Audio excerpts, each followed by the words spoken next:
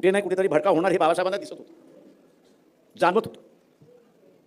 आणि म्हणून बनारस विश्वविद्यालयापुढे भाषण करताना त्यांनी सांगितलं की तुमच्याकडे दोन मार्ग आहेत, एक संविधानाचा मार्ग आहे आणि एक मनुवाद्याचा मार्ग आहे. एक संविधानाचा मार्ग आहे आणि एक मनुवाद्याचा मार्ग आहे.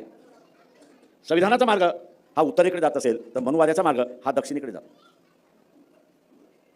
हा दक्षिणेकडे जातो. कधी नाही कधीतरी असा प्रसंग येईल की तुमचे पाय फाकण्याची ताकद आणि त्याची असणारी क्षमता ही संपलेली असेल. बघा, एक पाय उत्तरेला दुसरा पाय दक्षिणेला.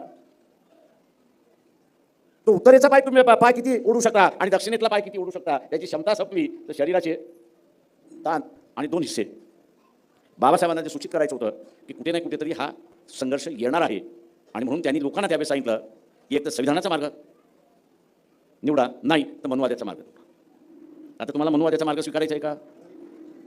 आता मनुवाद्याचा मार्ग स्वीकारायचा नसेल तर मग आपल्याला अधिकाधिक लोक आपल्या बाजूने करून घ्यायची की नाही, आणि अधिकाधिक लोक आपल्या बाजूने घ्यायचं असेल तर आपल्याला आपल्या विचाराचा भाष्यकार आपण झाला.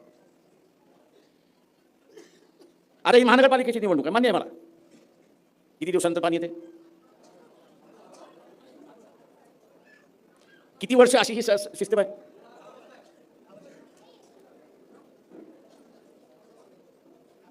आता भाष्यकार व्हायचं असेल